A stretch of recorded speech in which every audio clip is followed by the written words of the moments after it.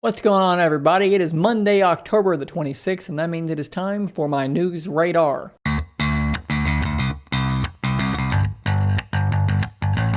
So let's start off like we do a lot of the time with, of course, everybody's favorite thing to mock, the Surface Duo.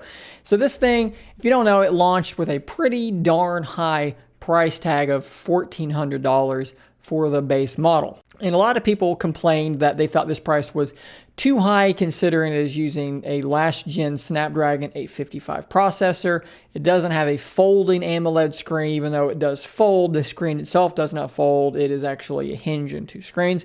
So a lot of people felt like the price was too high. And look, you're dealing with a bleeding edge thing in a way. You're dealing with something they're expecting to sell fairly few of with all likelihood. It's a first generation. This is an early adopters sort of thing, and that's normally going to have a higher price. Now, can I sit here and say that I didn't wish that the price was a couple $100 or maybe a lot cheaper? Yeah, absolutely. I wish that the thing was cheaper. It would have been a lot easier to justify, and far more people probably would have tried it out, and people would be more forgiving of it if the price was lower. So it just so happens that about a month after the release, we've already seen a $200 price cut from Microsoft. And that should usually sound like good news. But the problem is that for a lot of people that bought the thing day one from Best Buy or from Microsoft, they're running into some problems here because they're thinking, hey man, I bought this thing for full price and you dropped the price a month later. I want a credit back for that $200. Well, that's not that unreasonable as far as I'm concerned. The problem here is that most people are not going to get that. In fact, we have a thread here on Twitter from Brad Grow or Groaks. I'm not sure exactly how to pronounce that. We're just going to go with Brad. But he basically has here documenting what happened to him. So he bought his Surface Duo. He sees the price drop. He wants to get credited for that, which again, a lot of places have these price match windows and so forth. And he says the Microsoft Store won't honor the price drop because he's over 30 days since his purchase, but they're happy to take a full refund on his current Duo and then allow him to buy a completely new one again for $200 less. And he's got, this is clearly screenshotted on a Surface Duo because of the aspect ratio. But basically, they want him to return his Duo and then buy another one, which obviously that makes absolutely no sense. That's kind of insane. He goes on to say this makes zero sense. As a stockholder, this is shocking. As someone who hates waste, this is infuriating. He says here, you'd rather give me a new phone for $200 cheaper while taking my used phone and shipping rather than just giving me the $200 refund. That's madness. He also points out a deeper issue here. This person on the support says, we've received high volume of calls regarding the price match and most of them agrees to reprocess the order and return the old one.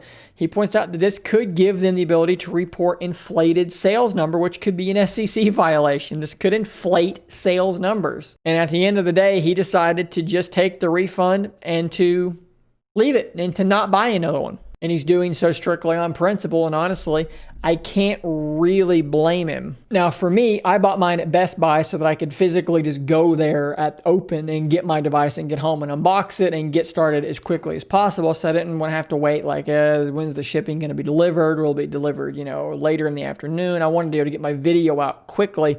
So I just did it through Best Buy.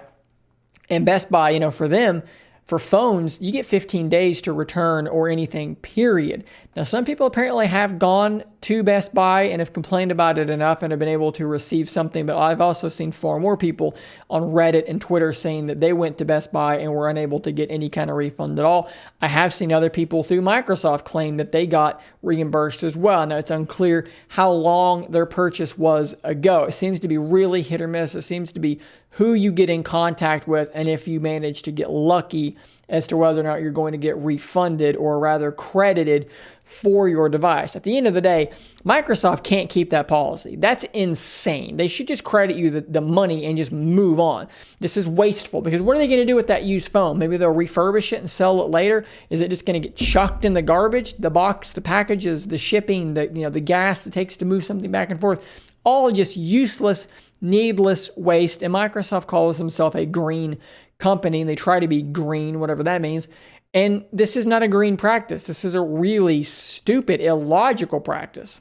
But at the same time, when you're an early adopter, you should expect this to happen, especially on a weird device like this. And Microsoft is known to have price drops not that long after their releases. Now, granted, a month is a little bit quick, and that kind of makes me wonder if sales have been particularly horrible, and that's why they're dropping the price. But hey, if you're going to do that, you need to do something here. Get with your partners and work out a way to make this right for the people that early adopted and got on board quickly, because a month is really, really fast. I would love to know how many of you guys bought yours on launch day and have managed to get that credited back. If some of you have returned yours and repurchased, or what exactly you wound up doing. How do you feel about a $200 price drop on a product like the Surface Duo that you literally bought a month ago? So moving on to another company doing things that I think is rather stupid, let's talk about Facebook and their company that they own, Oculus. So the Oculus Quest was a really great headset. It was really one of the first ones that offered something I actually would want to buy. You get a standalone headset that you don't have to have plugged into a computer.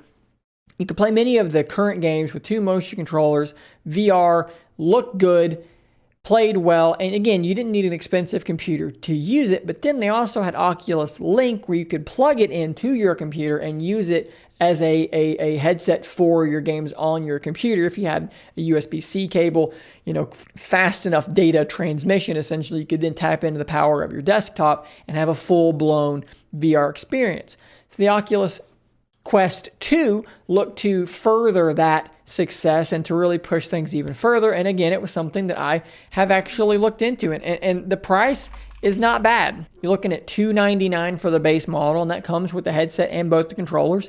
That's pretty solid. There's a lot of really cool games out there you can play. And again, you can plug it into your computer and play those games there too. The problem here is that there is this Facebook linking going on. And I have to be honest, I have a Facebook, but I don't really use it, and I don't really like Facebook. It's pretty much just there to be able to run the Scary If Literal Facebook page, which I pay very little attention to, so maybe I just shouldn't even have a Facebook.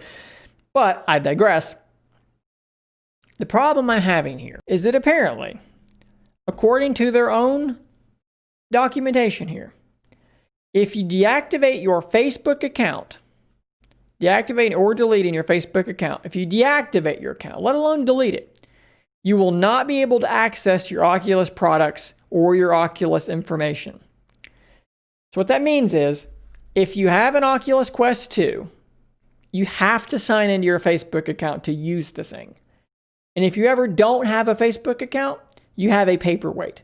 You can't use it. And furthermore, if you ever do something to piss Facebook off and get yourself banned from their platform, say goodbye to everything you've bought for your Oculus Quest 2. You get banned for saying the wrong thing on Facebook, you're done. You got your content taken away from you. I can't imagine that Facebook has a just absolute, mountain of support right now. A lot of people don't like a lot of the things Facebook has done and the things they are continuing to do, in particular in the political space. Security, privacy, all of these sorts of things. The idea that, I know Oculus is owned by Facebook, but the idea that in order for me to play my games on my Oculus Quest, I have to have a Facebook account was irritating on the Oculus Quest original, and it's a big reason why I didn't buy it. This takes it to another level of ridiculousness. Now, Andrew Bosworth, who is one of Oculus's bosses, so to speak, a bossulus, if you will, what he said is, I want to point out, this is very common, Google, Apple, Xbox, pick your favorite. They make you sign in with an account, and there's a reason for that. We get to provide better services that way and make stronger guarantees around things like data security, blah, blah, blah, blah, blah, blah, blah, blah. All right, so hard disagree there. So we're not talking about an Oculus account. I have no problem making an Oculus account. My problem is that I have to have a social media account as well. If I don't want to use your stupid fucking social media website, your horrible fucking platform, which is just fucking full of disinformation and people arguing and stupid bullshit, then I can't play your VR games? That's fucking ridiculous. It's stupid. And honestly, it pisses me off. And it ensures that I will never own an Oculus product because that's just dumb. I have a Facebook. I'm being hypocritical, but again, I don't look at it. It's just there. It exists. So, look, just make a Facebook account and just ignore it and just don't even pay attention to it and play your Oculus games. Yeah, I mean, I guess, yeah, you could do that. But like, there's the principle of the thing. I know what you're trying to do. You can tell me that it's so that you can provide added security and shit like that. But like, we all know that you're full of shit. We all know that you're lying. There's no world in which giving more of your information to Facebook provides you with additional security. Give me an Oculus account, don't ask for Facebook stuff, and maybe I would consider buying your product. But the fact that you want to be linked in with Facebook, I'm just not here for it. And I think that people are going to be relatively irritated by this because there is this movement of people who are leaving Facebook behind. And I've considered it many times over the last few months because I find myself ignoring the Facebook page for Scary If Literal because I'm occupied with Twitter. And I kind of look at the Instagram page a little bit too, but Twitter's really where I'm at in terms of communicating with you guys. So there's a big part of me that wants to just get rid of Instagram and Facebook altogether and just be rid of the Zuckerberg curse, the Zuckerberg infection. Maybe infection's the wrong word to use right now. I'll probably get demonetized for that word even being in this video, but whatever. What do you guys think of Facebook being required to play your games? You deactivate your Facebook account and you can no longer play any of the games that you've bought on your Oculus Quest 2. What do you guys think about that? I'd love to know. I think it's really, really bad. So let's end on a positive note. One of the things that we talked about with the PlayStation 5 was that these side panels could come off. And we saw this in the breakdown, the teardown of the PlayStation 5. Immediately, I had people in the comments saying, well, hey, you're going to get, replaceable side panels for the PlayStation 5. And honestly, yeah, you could just pop the thing off and go down to your local Home Depot and buy a can of spray paint and just spray paint it whatever color you want it to be and then pop it back on.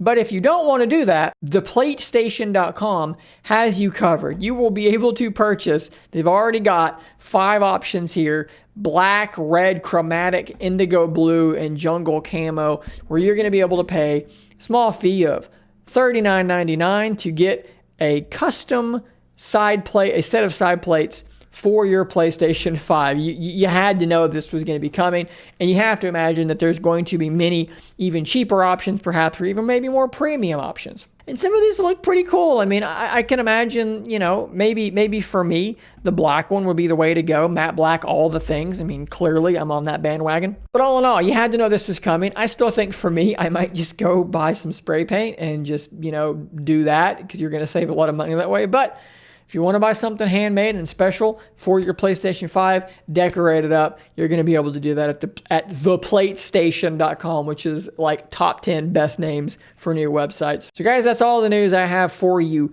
today. Be sure to check back every Monday, Wednesday, and Friday for the next edition of my news radar. And until next time, stay nerdy, my friend. If you enjoy my content, please consider becoming a Scary If Literal member. You'll get access to a whole bunch of emoticons to use with live streams and a shout out on an upcoming video. Thanks as always for your continued support.